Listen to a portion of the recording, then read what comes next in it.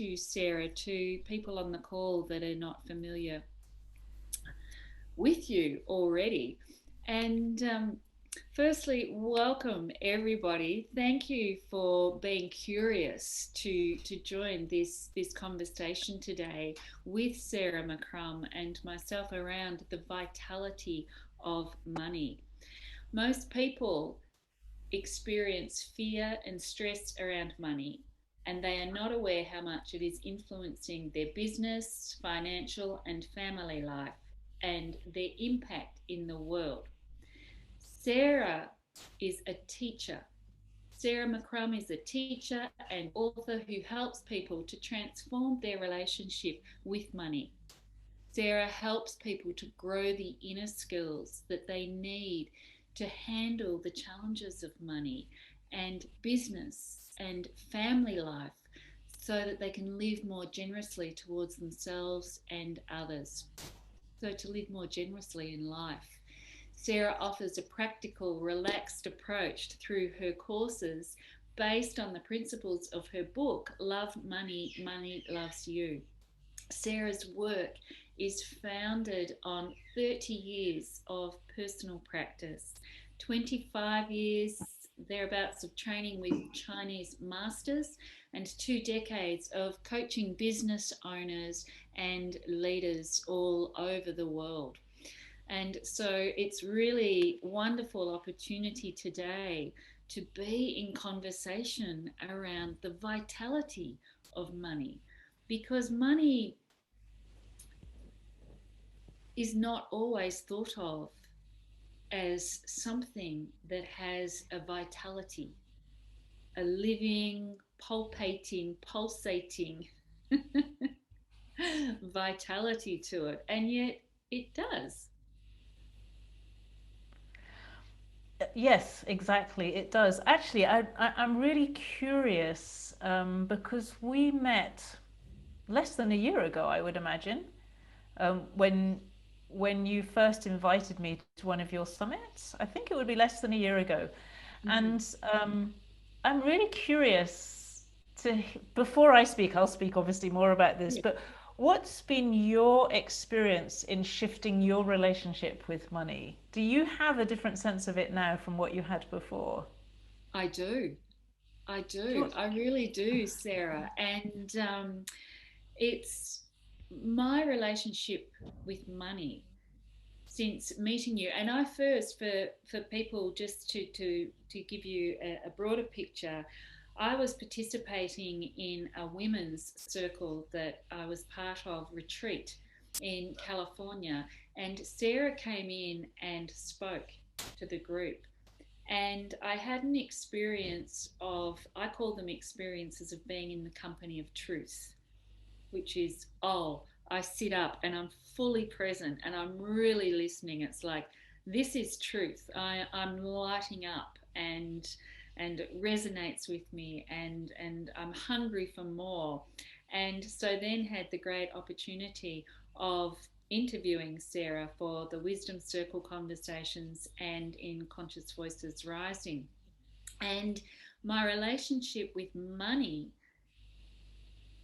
since being introduced to Sarah and her work, has really expanded in palpable ways that I would have to say has both surprised me, has allowed me and afforded me greater vitality and enjoyment in my relationship to money. And it's allowed me a greater ease in how I experience my relationship with money. I feel more prosperous and abundant than ever, and less graspy, or needy. So it's like a beautiful, it's like I have this wonderful new dance partner with money. And I'm enjoying exploring the dance. Sometimes it's a bit clunky and I stand on money's toes and I don't really understand and allow myself to be led. And but I'm slowly becoming more relaxed and familiar and just leaning into the dance. And I would have to say it's really beautiful what is unfolding in my life in terms of my relationship to money and my own vitality and Yeah, yeah, definitely prosperity, and it's a beautiful thing because I see it as influencing every aspect of my life. And so if it's influencing every aspect of my life, its circle of influence is palpable in my family's life yeah. and friends' life and community's life. And I feel the ripple effect of that moving out. Beautiful. Thank you. It's really nice to hear other people's experiences.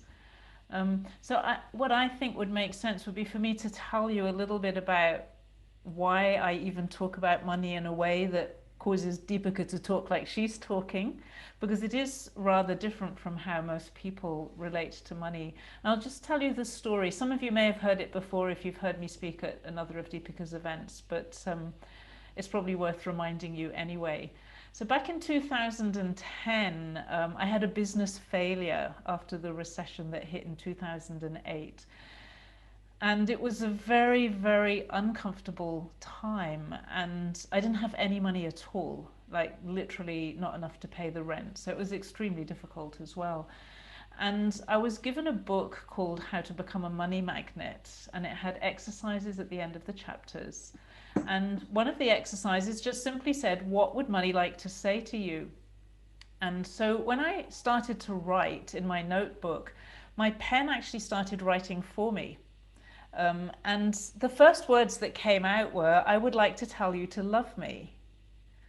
And it went on and described itself. And it said, I'm an energy, I'm beautiful, I'm here to help human beings, and you're too afraid of me. And I connect people in their creativity. So money was describing itself as this kind of very beautiful light energy that exists in our world, in our human world, and brings us together through our contribution and through our creativity, and is always, always available to us. And the final words it said that first day, I wrote about 2 pages of notes, was, don't wait, just take me, I will love you.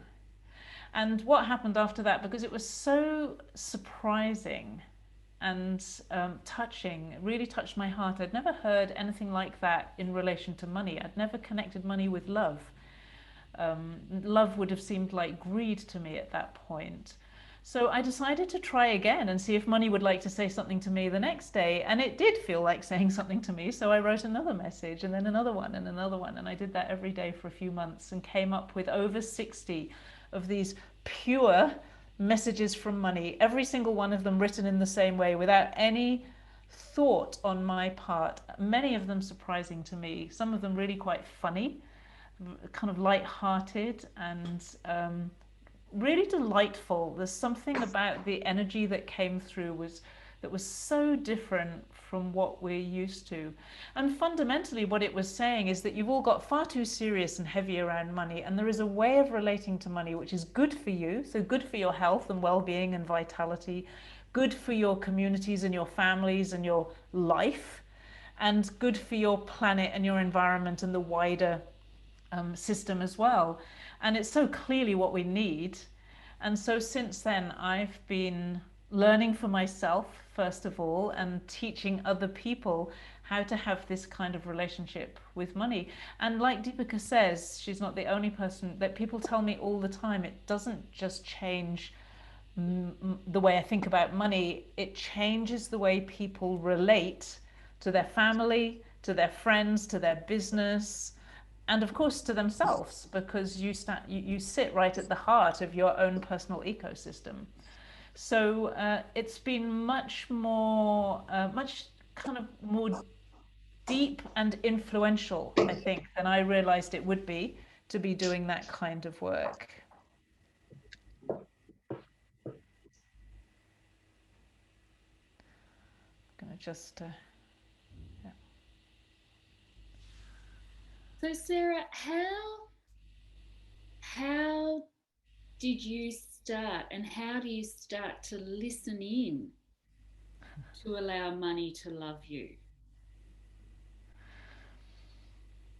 That's a good question.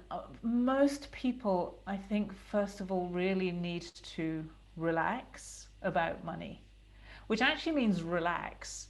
If you think about it, for most people, money causes stress. If you're stressed, you're not relaxed. It's really as simple as that. And so, if you want to get less stressed about it, you need to be more relaxed about it, which is why I teach everybody relaxation. Um, and the thing about relaxation, at least the way I teach it, because I trained for so many years with Chinese masters, so for me, relaxing is all about energy. And it's about receiving energy and cleaning my energy. So when you learn to relax, first of all, what people come back to me and says, oh my goodness, I just don't feel so tense about money anymore. I'm not worried about it anymore. Even if, like last year, people were losing jobs and losing money literally that they'd been able to rely on before, and they would say, this terrible thing has happened to me, but I'm not worried about it. I know I'm going to be okay. I know I'll find a way. So that seems to me to be essential, that we learn to relax. And then the other thing that I think is essential is discovering more about what money is, because it's really difficult to have a different relationship with money if you think the same things about it. So if you think that money's the root of all evil, or it creates people who are, having a lot of money makes people rich and greedy and this and that, or whatever thoughts you've picked up from when you were a child, it's really difficult to change your relationship with something that appears to be dangerous, or could create a lot of guilt or shame for you, or something like that. So it's only when you actually explore what money actually is that it becomes easier to change your relationship with it. Because after all, who wants to have a relationship with the root of all evil? Like, I wouldn't. Exactly. And so, you know, in your book, you say that there is enough money, or money said to you that there is enough money for everybody on the planet, for everybody in the world to experience abundance. Yep. It actually was a And bit braver than that, Deepika.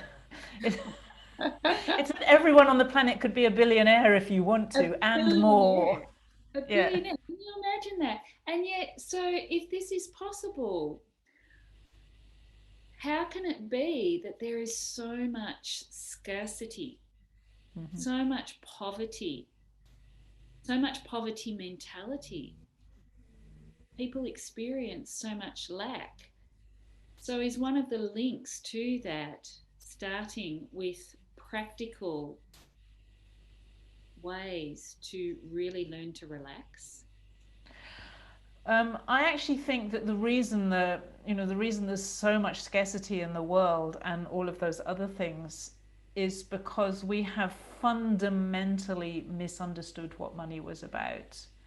I was talking recently with a guy who studied the history of money in great detail, and he said almost all the history is actually connected with death. Things like the fact that you can have a maximum 30-year mortgage is predicated on how long you're expected to live.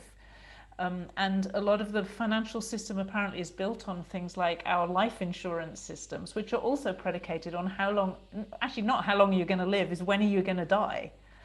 And he was explaining this, and we don't actually have a money system that is based on an understanding of life. The other thing that's really interesting, this is a bit philosophical, but I think it's very much related to vitality, so I want to bring it up.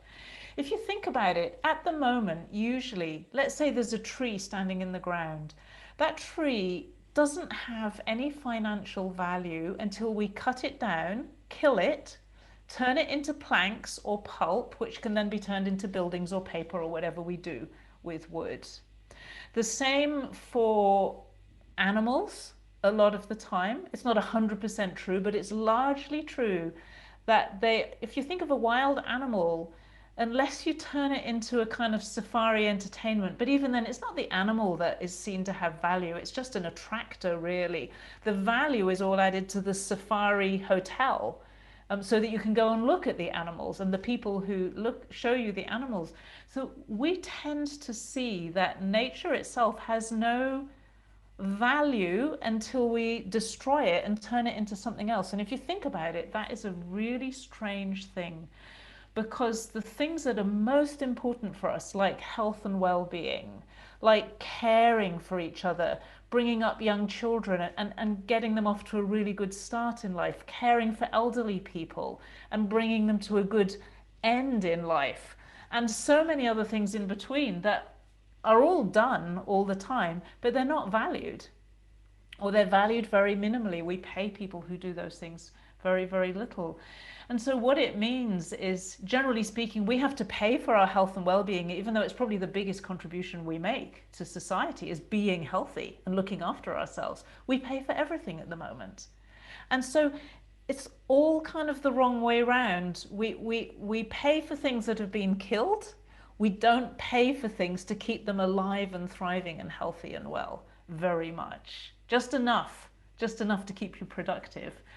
So it's a bit of a funny world, and I think that it's worth understanding that, because it makes you see why it's so important to shift your understanding of money. If you understand that money is fundamentally an energy of love, and it's an energy of generosity, it's the life energy, the generosity of life itself, then you can create a relationship with money that allows you to value what's really valuable in your life and allows you to feel good with money. And feeling good with something that is so important in your life, of course, increases your vitality. So it all links together. Yes, yeah. And so it's really cultivating a conscious awareness about yourself and Yes. all others Yes. simultaneously, and what we really value. So what we really want, what kind of life, what kind of body, what kind of relationships, what kind of Yes. emotions, Yes. from That's what we actually what I really learned. That's what I learned from my book. It's like money, the energy, is really a system of wish fulfillment. So it's exactly what you're talking about. It's like, what would you really love to experience in your life? And it's the energy that responds to that love to, what I would love to experience, what I would love to create, what I would love to have, all of those things. It's the energy that kind of rearranges things so that you can have the experiences you want. And of course, then we say, well, how come I have so many experiences I don't want? And that's where we have to start to learn the art of connecting with money, communicating. Like, how do we make it so that we experience more of what we want and less of what we don't want? mm, mm. So how do we do that? Clarity, I think, is the first thing. Um, Being clear what you want. And to be clear what you want means to really listen to your heart and your soul, to your inner voice, because that's where your real life wishes are. They're not so much in your head, in that educated part that says, oh, I should really want to go to university to get a good degree so that I can get a good job, so I can get a good salary, so I can get a good mortgage, so I can get a good this, that, and the other. That's not really what's coming from inside you. What comes from inside you is more spontaneous, and really it lights you up when you think about it. And so that's what we're looking for, is how to peel away some of those layers of applied thought of who you should be and get in touch with who are you really? What lights you up as a human being uniquely? It's going to be your personal expression of life, what lights you up. That's where, when you connect with that, when I see somebody's face light up when they say, I would love to do that, or I'd love to meet that person, or I'd love to experience that in my business, or I'd love to create that in my life. and their face lights up and you can see it immediately, it's very simple, then I know that that is something that can happen easily. When I see somebody who goes into their head and says, yes, well, I would really like this, and and I can feel their mother and their teacher and everyone else talking through them, you should be a good girl and do this and become that and put all these pressure on them. I know that that's going to be very hard work for them. But when that light up moment comes, it's like, oh, that can come really easily for you. So this is what we need to get in touch with ourselves, our inner self, because that's really the source of our vitality. Mm. And this is what I love about your work, Sarah, and the way that you work and teach is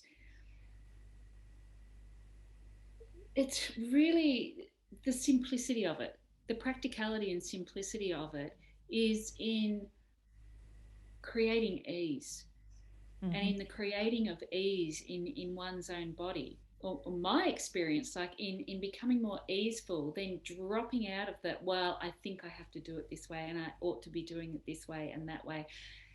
Being able to drop down into the clearer, fuller interpretation of what I really would love to be creating, of what I would really love to be doing.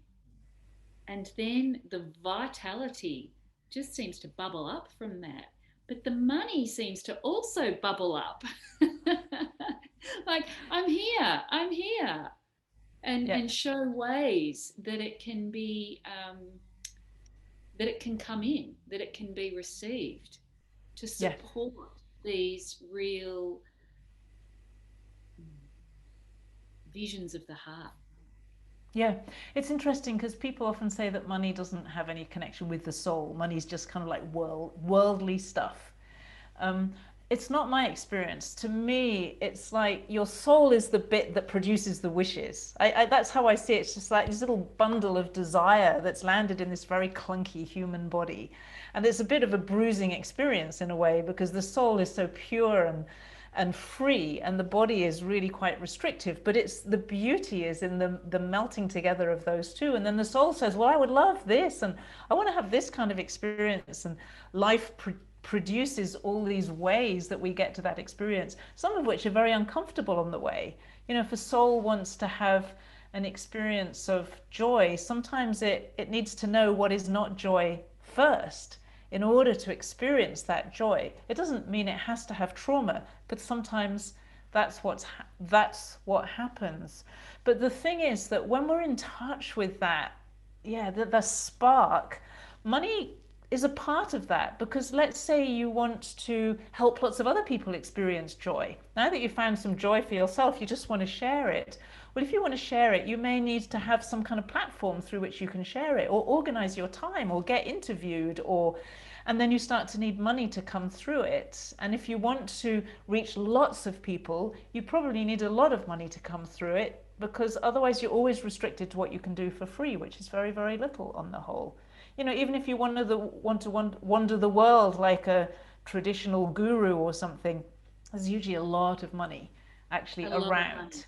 A lot of money around. A lot of money around. A lot of money Yeah. around. There's So I think it's abundance. good to just embrace it. It's part of human life. And if you understand that money comes from love and it connects with your soul, they're all connected together. You can open your heart to it and really let money work in your life. Really let it do what it's made to do. Mm, mm. So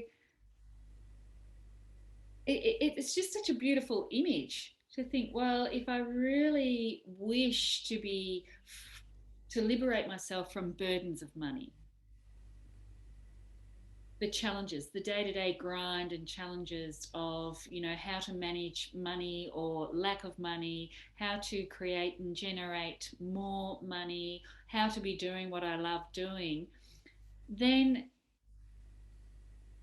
to sort of pause and just think, oh, I have to fall in love with money. It's like, really? And could that be possible? Could that be true? And that it's like, yes, it is possible, then it sort of opens up a whole new vista of how you can live life, of what really is possible and what difference can be made. Yeah, yeah. It's so fascinating how many people start to talk the language of friendship and partnership and love with money once they start to consider this.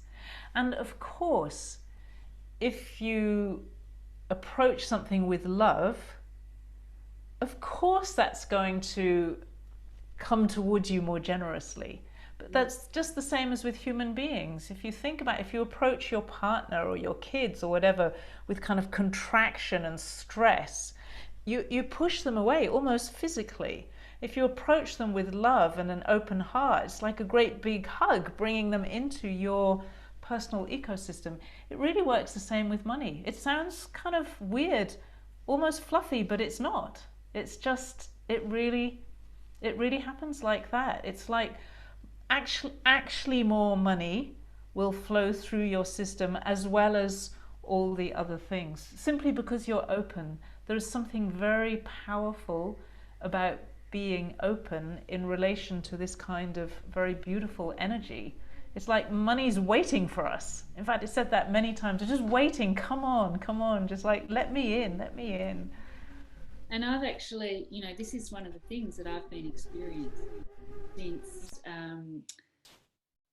since cultivating a relationship with money consciously in this way, in being introduced to you, Sarah, and your work. It's quite, I used to flap my wings pretty hard and work really hard to do all that I did and to generate as much or as little as I did at any given time. But there's in thinking about the love, there's so much more lightness as well, and there is more enjoyment, and almost to the point where sometimes I think, oh, I'm I'm not working. I must be doing something incorrectly because I'm not working as hard as I've always worked, and I'm feeling more loving. and and the things you just described in relationship with children, for example, it's like I'm experiencing all of these things, but I'm also experiencing more prosperity, greater prosperity than I ever have. And examples of opportunities that are presenting, or things that don't play out as they've been planned, and being in greater ease and in a much more expanded understanding and working relationship, living relationship with money.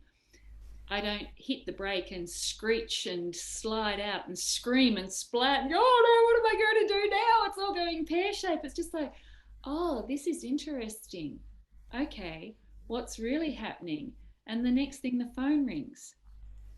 And it's like, hey, there's this opportunity that is equal or even greater than the one that's just seemingly dissolved. That is such a good example. That's happened so many times that I've seen that. I remember in the very early days when I had no money and I was just learning how to do this, and I had to pay rent, and there was $200 that was due to come in one Tuesday morning. I had to pay the rent that afternoon. I think that it was one of the very rare times when I was a few days late, and I'd promised I would have it by Tuesday. And at 6 o'clock in the morning, I got an email from this woman saying, oh, there's a crisis going on. I can't do my session today. And she was going to pay me $200. And I had a choice in that moment. Do I flip out and say, oh, help, what on earth am I going to do, and go into the drama of it? Or do I just say, it's okay, there's something better coming? And I took the choice, and I think that this is critical. And I said, it's okay, there's something better coming, it's going to be all right. And within an hour, someone had booked me completely out of the blue for a $200 session that day. And it was all solved. But the point is, I hear these stories a lot, and it's the precision of this. I really see now clearly that the way we respond to challenges is one of the biggest keys to life. Simply being able to find that equanimity that people talk about, or to be able to see that money is not trying to steal something from you or ruin your life, but that there really is something going on and that it really is okay at some level. When we are able to make that flip around, actually quite remarkable things happen. Mm, mm. So, what are ways for cultivating this loving, this listening, and this flowing? Because you're describing a flow of life and a Yes. reciprocal relationship with money. So, what are ways for people to be cultivating that, where it's not overwhelming that the pile of bills to be paid seem to outweigh by far the incoming Yep. amount, for example? Because that's Yeah, pretty that's cool. it. That is a good example. So this is actually quite a funny one because there's a little section in the book where money talks about that, and it says, you know what? It's like it's talking to us as human beings. You really need to realize that if you keep complaining about having too many bills, you're giving us an instruction to give you too many bills, and we have to keep on creating bills. And sometimes we'll even have to make sure that something happens so that you get an extra bill, and it's all coming from you. So we don't realize as human beings, I think, that our thoughts are almost like an instruction into energy or into consciousness. And that instruction, let's say the system of money, the energy of money, they don't have many laws, but the laws they do have, one of them is that they have to follow the instructions that we give. So they don't really have discretion to say, oh, Deepika didn't really mean to complain about her bills. She just talked all the time about having too many bills, so we've got to give her too many bills. We've got to keep supplying that until she stops talking about it. The moment she starts to talk about, I'm going to get all my bills paid, even if I can't see how to at the moment, I'm going to do it. The moment she makes that decision, money can start sending a different experience to you. So this might sound really strange, but it's a very good description of what happens. So if you're in the position of having too many bills, for example, or you have a lot of debts, complaining, worrying, and stressing about them will give you more and more of the same experience. So the only thing you can really do is make the decision, okay, I don't like having too many bills, I don't like having these debts, so I'm going to sort this out. It may take me some time, that's fine, be gentle with yourself, but make the clear decision, I'm going to pay off my debts, I'm going to do whatever I need to do at a practical level, and there are plenty of people who can help you with that. I'm going to pay all my bills, and I'm going to get to the point where in the future, I'm not saying there are too many bills, I love paying bills. Why not love your bills because they're paying for services that you've received? You know, if you pay for food and get good food in return, that's a beautiful, fair exchange. If you pay somebody to help you in your business and you get that help, that's a beautiful exchange. So those bills all represent a piece of value that has been supplied to you already. The electricity and the internet that allow you to be here right now. These are actually amazingly positive things in our life. So to complain about the bills is not a very generous inner state. Much better be at least pragmatic and rational. If you can, love your bills. Love being a person who pays your bills. That's a really good one. It says, I love to be a person who can pay my bills, always on time. How beautiful would that be? Especially if you're not able to do that. So it's that shift. And look, it doesn't mean all your bills will be paid instantly necessarily. It may take some time to make the adjustment. But the direction and the thoughts that you have as a result of that direction, that's actually what's important. It's not the facts of the fact that you still have bills and you still have debts. That's not so important as the fact that you have made clear your intention, both to yourself and to the bigger energy, to solve this problem once and for all. And you will literally feel as though you're receiving support for that. Mm. It's beautiful. It's so, I mean, this is not taught. Money is typically not taught by by educators, by parents, by in growing up, we're not taught to relate to money in this way. It's sort of like, here's your pocket money, and it's the hands folded around it, like, look after it, hang on to it, or put it in your money bank and save it up. But this is really conscious relationship to life. This is about conscious relationship to yourself and all around. And how to, what I'm hearing you say, it's about how to become established in the business of being me. Yeah. Yes. And what do I really want? And value. And value. And then wellness will come. And wellness is necessary to have the energy to do all the things we most long to do, to be in service the way we most long to be in service, in whatever shape, colour, or form that may be. And that the money can appear, really appear, in a multitude of ways to support that. One of the things that I discovered over time and experience is that our energy is largely determined by our purpose. It's not entirely, of course, there are some genetic factors, but they can change very easily. Genes are not difficult to change. There may be some habits and things that have caused a lack of energy or ill health or whatever, but when you have a clear sense of direction or something that you're longing to contribute or create, or some service that you want to share with people, that actually gives you the energy to do it.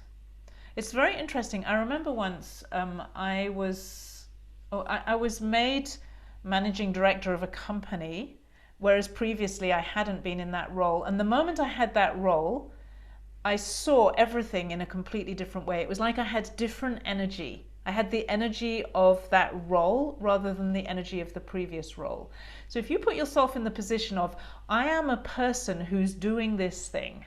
I am a person like Dipika is sharing her knowledge and helping people with their health and vitality and other things. She's a person who is doing that. And then what happens is you get the energy to be able to do that. And the only thing that stops it is the thoughts we have, like, oh my goodness, I'm not good enough, or should I really be doing this, or should I be doing something else? You know, we can all have thoughts that cloud that energy. But fundamentally, if you say, I'm a person who's on this path, I'm doing this thing, I'm creating this, I'm sharing this, that has a huge influence on the energy that you receive, and that in turn has a huge influence on the vitality that you experience. So sometimes when we're lacking vitality, it's actually that we don't have a real need for that vitality. We may think we have, but we haven't expressed it so much. In fact, sometimes we're perhaps annoyed with the things that we need to do all the time. We're saying, oh, I don't want to have to do this, I don't want to have to do that. And we actually reduce our vitality through the instructions that we send out. Whereas if you say, I'm a person who's engaged in doing this, you can feel the vitality coming in straight away. The energy immediately perks up because that you're a person who's doing this thing. And it's important to recognize the connection, because that energy you receive is strong enough to overcome most genetic predispositions.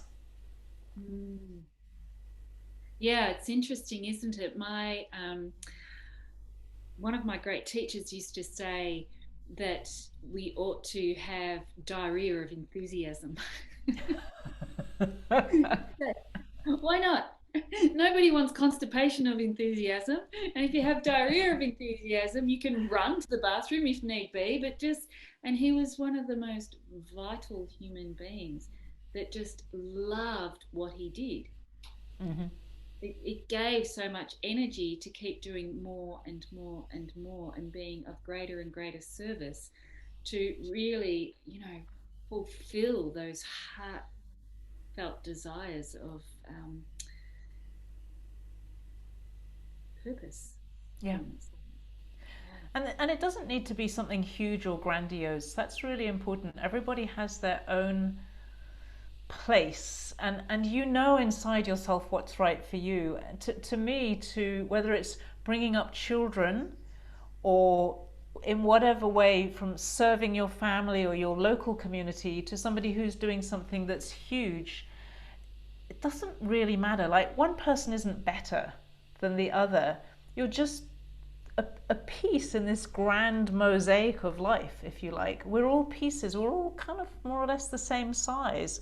And some of us think differently. But the person who has the grand vision still needs all the other pieces to be able to do it. They can't do their grand vision. They're just somebody who's good at conceptualizing things or leading or something. But fundamentally, we're all human beings and we're all in it together. I think that's very important, that all of this is about you finding your place, your wish, not somebody else's wish, not trying to be like somebody else, but be yourself, and at the same time give yourself permission to be your better self, the self that is more generous, that does have energy, that has something to share with the world, even if you feel doubts and all the things that hold us back. Absolutely. Absolutely. Sarah,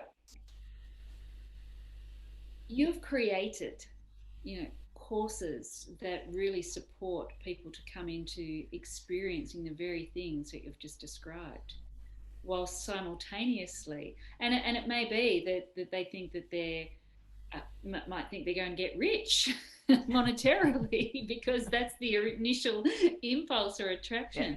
But it's really through such a clever way of cultivating a loving relationship with money Yeah, and which experiencing makes you rich. To me, of it it. makes you rich in life. Your life becomes rich, and then money is just one thread of that. So you can be rich. To be rich in wealth and poor in everything else is really poor. But to be rich in everything and include money in the richness, that's beautiful. Mm, mm, mm. So, can you share a little about thank you money? Thank you, money. Thank you, money. Yes, Thank You Money is a program that I've created as a result of my years of experience of first having to completely transform my own relationship with money, which was very switched off when I wrote the book, and then working with other people. And I've literally worked with, last year there was somebody doing one of my courses who said that she had $50 a week to to buy food. And I've had somebody else who landed with $100 million to invest when she sold her business, totally unwanted as it happened to be for her. So we're talking about principles here that apply to a very wide variety of financial experiences. But from working with all of those people, I learned that there are certain things that we all basically need to pay attention to. So I mentioned relaxation. That's a really important thing. There's something which I call working light, which is an alternative to working hard. And you've probably got a taste of that as I've been talking. There is a lighter way of working, which does make things a lot easier. That's a really important thing if you want to have this kind of rich relationship with life and with money. If you work really, really hard to make your money, that's going to damage your vitality in the end. So working light, I think, is really important. Learning about energy. How does energy work? How does it flow? How do we receive more of it? How do we let go of the energy we don't want anymore, that's old and out of date? This is important stuff also for the way that we work and the way that we live. Energy is really the flow of vitality. It's very important to understand it. And something we've been talking about a lot today, which is how do you ask for what you want and actually receive it?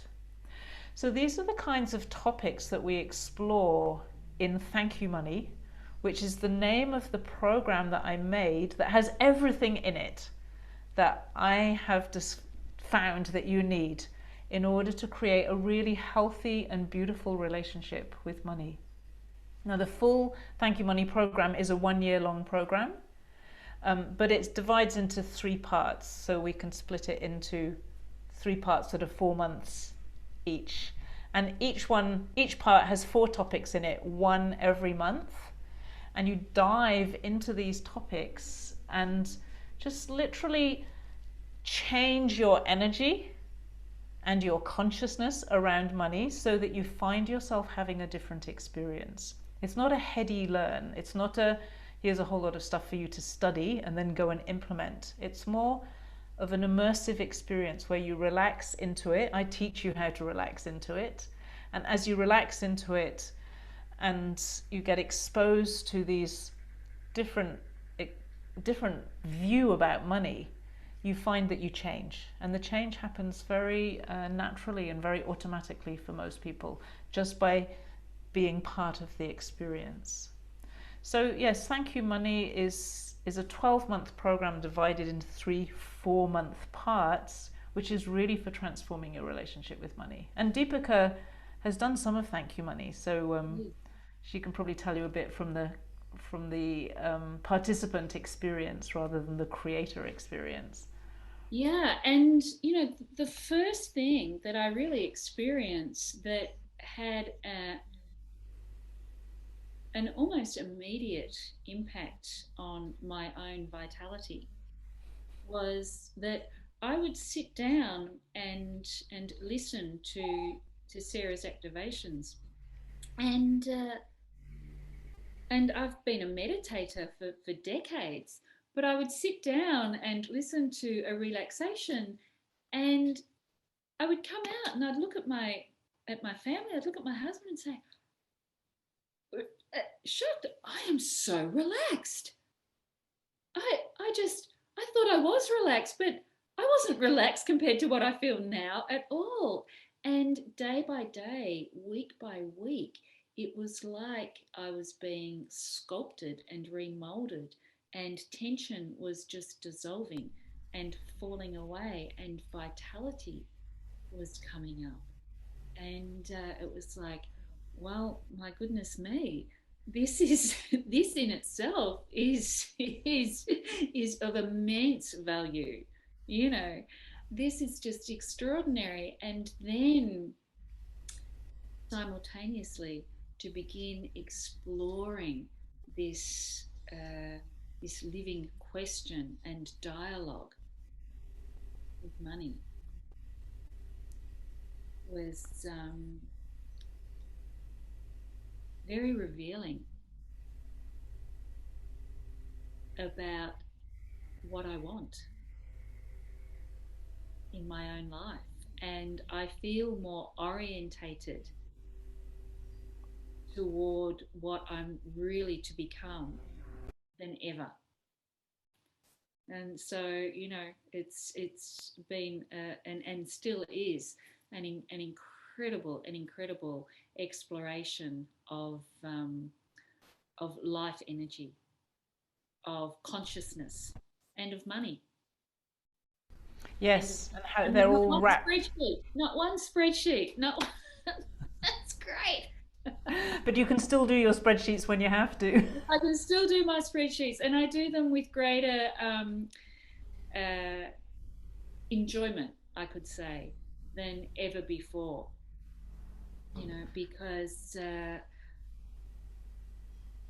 my relationship to money is changing, and Well, and so tasks I would avoid or tasks I had resistance to are so much easier now. And I know a lot of the resistance, of course, coming from fear, and pride around what I didn't know around money, and the fear around being discovered about that that I was absolutely clueless. Really. it's so funny the things we do.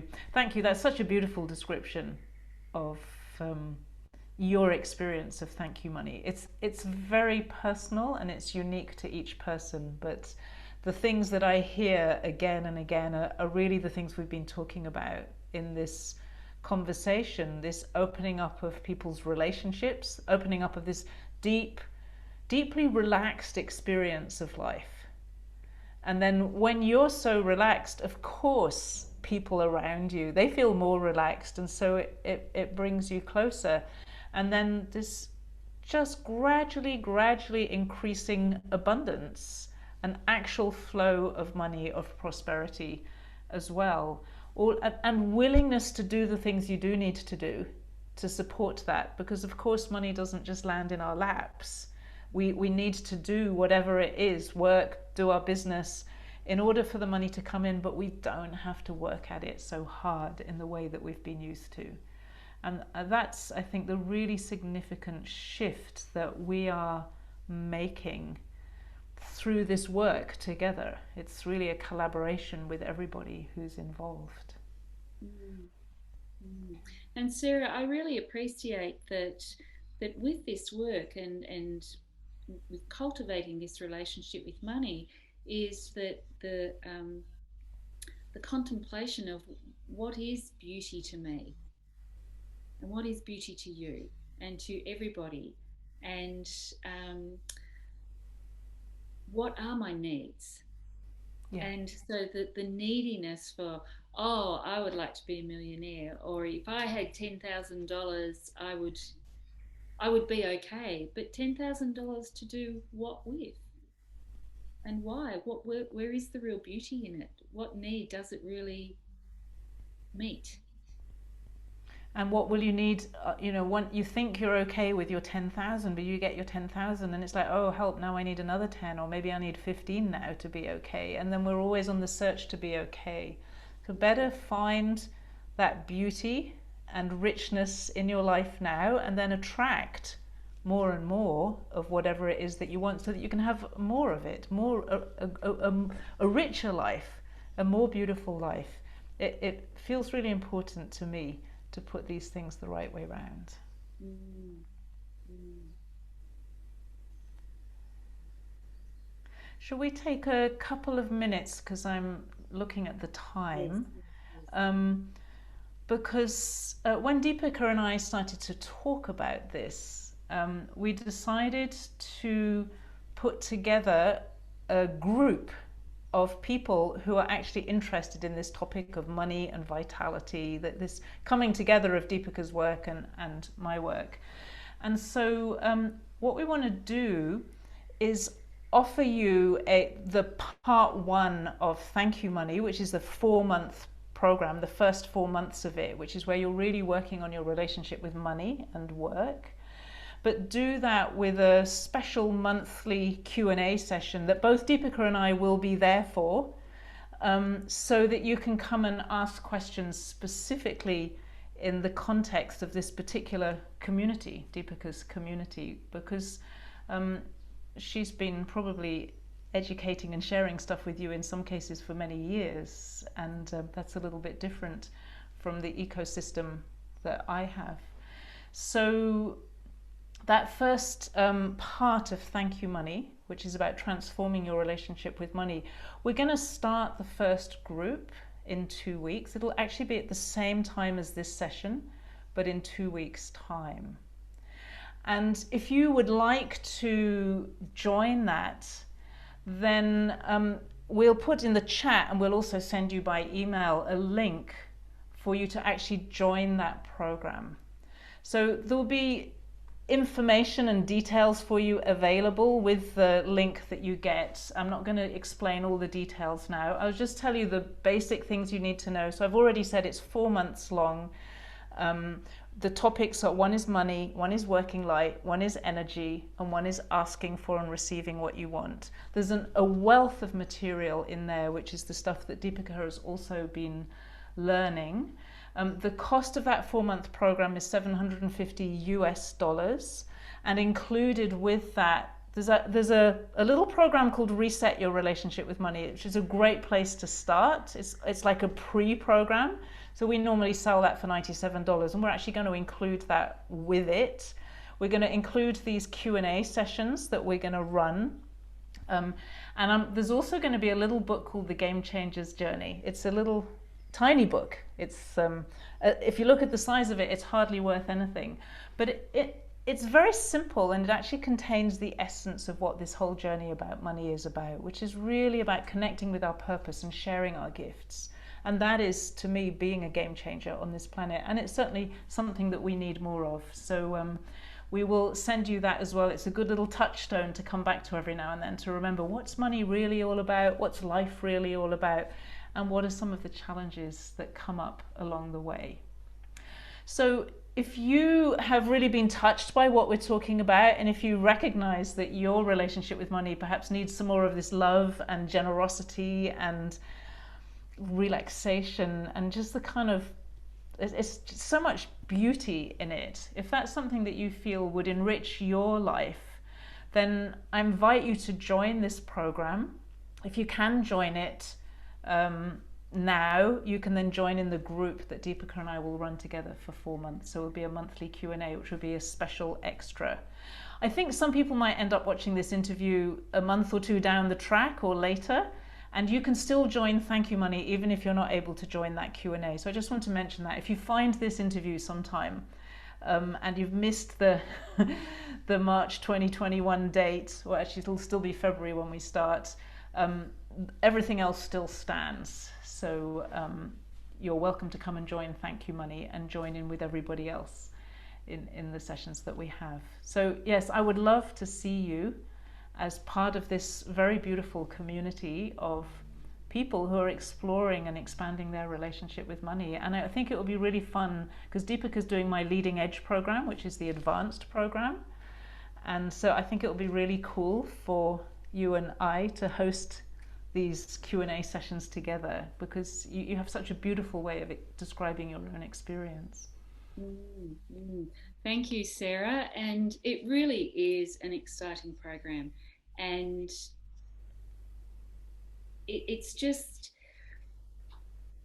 as I said, it's really about getting into the core of the core source and juiciness of your vitality for living, and and to have this rich understanding of money as a living energy in relationship to this dynamic vitality, then I cannot recommend highly enough doing this work, experiencing and exploring this program, Thank You Money, and the opportunity for the Q&A to bring in and bring your live questions is a really precious opportunity as well.